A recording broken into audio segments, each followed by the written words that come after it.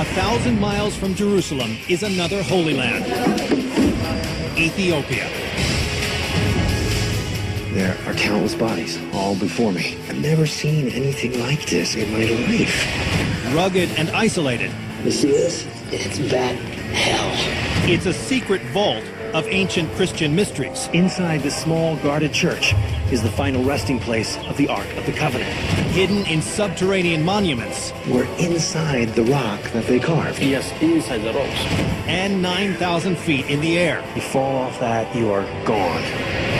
Christ's underground kingdom is revealed on Cities of the Underworld, Ethiopia, secret Holy Land.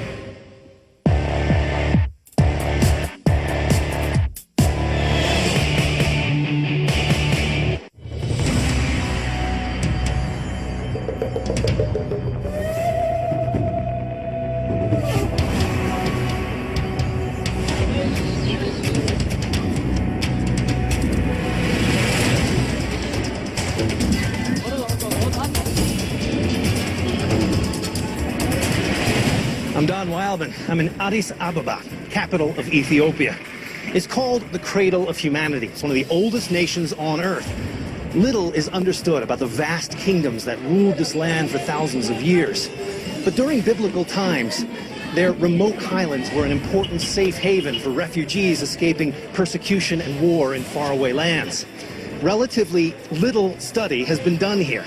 So, as this developing land moves slowly into the 21st century, many of its deepest and darkest secrets can still only be found in the underground.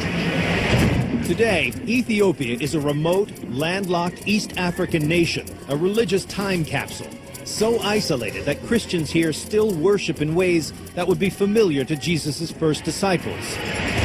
Christianity began to spread from Jerusalem to the ancient world in the 2nd century AD, as believers preached the gospel and converted new members. The first conversions in Ethiopia were in the 4th century, and the new religion caught on. By the 12th century, Christianity was the dominant religion here. Its holiest city, Lalibela, was a pilgrimage site modeled on Jerusalem.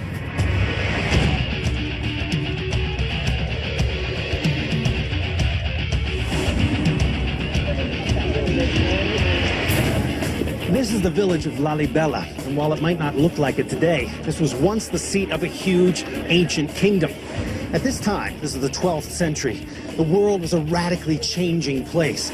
Muslim armies had captured and conquered a huge swath of North Africa and the Middle East, including the holy city of Jerusalem. As a result, Christians here were completely cut off, isolated from the rest of the Christian world. The king here, King Lalibela, set out to create a new Jerusalem, here in the underground.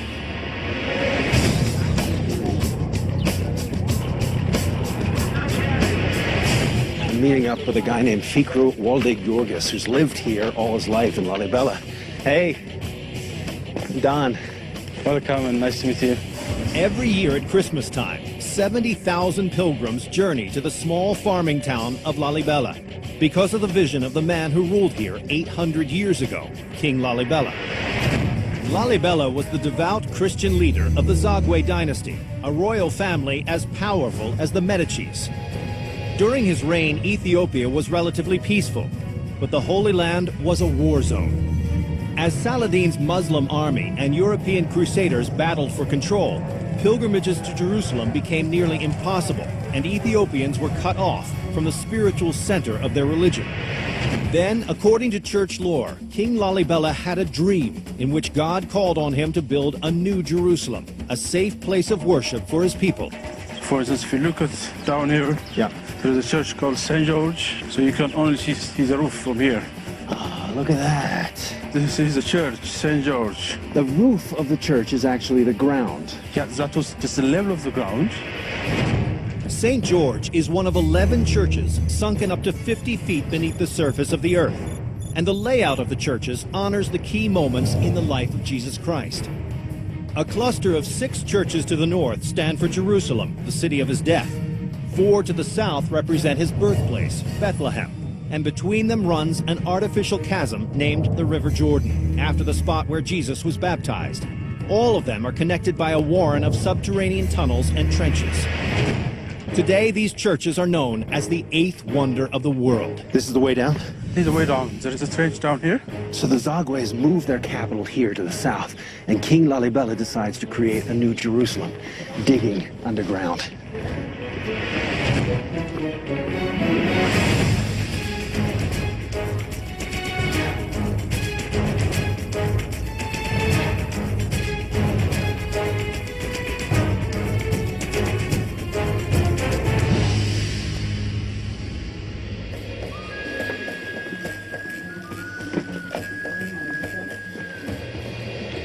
There's actually a service going on right now. I mean, these churches are all still very much active. What they're doing here this morning, they've been doing 1,000 years.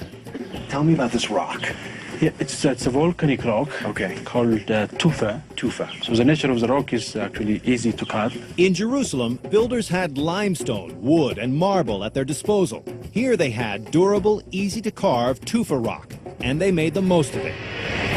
Digging down to depths between 35 and 50 feet from the surface, the 12th century builders extracted stone from all sides of the church, leaving a monolith inside a man-made canyon. Then they carved out the inside of the building, like a pumpkin, and carefully crafted the exterior details. They've gotten exact angles and precise corners. If you made a mistake while you're doing this, it was... Well, that's really the thing. There's no way to rebuild it. If you made a mistake, that's all. Right. Church chronicles dating back to the 15th century claim that angels helped the workers here build this massive and miraculously precise church, and 10 others like it, removing 150,000 tons of rock over 23 years.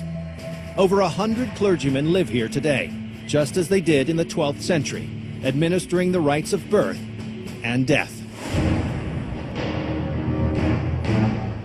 So all around here, I'm noticing these holes, these actual... Oh, yeah, that was just a grave. Look at here. Even it look like coffin, has got a coffin shape. So these were filled with coffins, Just actually? filled with coffins. Look at here. Now, There's a bone here. Wow. The bodies of the faithful, who may have come here to die in this sacred spot, have no names. There are no written records for Lalibela from the time, only legends orally passed down through generations. We are allowed to join the followers of St. George's Church, but we must pay the proper respects. So you take your shoes off at every church? Yes, in all the churches. All right, let's go inside. Ah, it's beautiful. Wow, so this is all an open space here. We're inside the rock that they carved. Yes, inside the rock. So where we stand now was just solid rock. Yeah. Unlike the church in Rome, Alexandria, or Constantinople, the Ethiopian Orthodox rites were virtually untouched by the outside world for almost 1,000 years. They are a window to a time when early Christianity was just evolving from ancient Judaism. Here the beliefs are Christian, while many of the traditions are Jewish. Just as in Orthodox synagogues today, women and men are kept separate during services, and all the worshippers sit facing the Holy Land of Jerusalem. Back here is the Holy of Holy, where it has a copy of the Ark of the Covenant. Every Jewish temple holds the sacred scrolls of the Torah, while every church in Ethiopia has a replica of the Ark of the Covenant, the chest reputed to hold the original tablets inscribed by God with the 10 Commandments and given to Moses. You see more the Judaism influence, like having separate section for men and women. If you look at the eat-table and the non-eatable, we don't eat like pork, or we don't eat... Okay. So there's a stronger tie to the Judaic traditions. Judaic Christianity. I mean, we practice Christianity. We believe in Christ, but you see the traditions of our Judaism too. Interesting. We can still see how people worshipped here 800 years ago, but there are no hard facts about these churches. One mystery lies under the northwest cluster of churches known as Jerusalem. So, St. George is just one of 11 churches. They're all organized in clusters. Further up this way is a whole other group. This group of 6 rock-hewn churches are all connected by a labyrinth of tunnels and trenches. Can I pull this off? Can we go in here? Rarely used today, their original purpose is unknown. Did the builders dig down for engineering reasons?